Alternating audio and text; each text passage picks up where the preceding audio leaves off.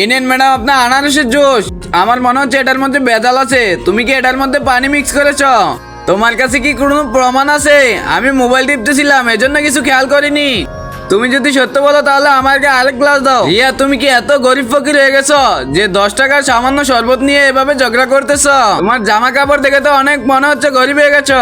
তুমি কি ভুলে গেছো কালকে তোমার দাদির জন্মদিন? তুমি কি এভাবে তোমার দাদির জন্মদিনে যাবা?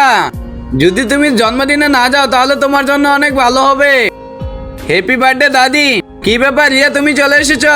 তোমরা সবাই জানো যে রিয়াকে আমার ছেলে এখন ডিভোর্স দিয়ে দিবে। আরে চুপ থাকেন তো আপনারা। আপু, আপনি আমার সাথে বসেন। রিয়া তো জব করো তাই না? তাহলে আজকের বিল রিয়া দিবে। রিয়া, আজকের বিল সবার দিতে পারবে তুমি? আচ্ছা ঠিক আছে, আমি দিয়ে দেবো। Hello waiter, 1 plate Maggi, 1 plate pasta, 1 plate chowmein নিয়ে আসো। তার আগে বন্ধুরা, চ্যানেলটি নতুন খুলছি, তোমরা সাপোর্ট করবে বলে।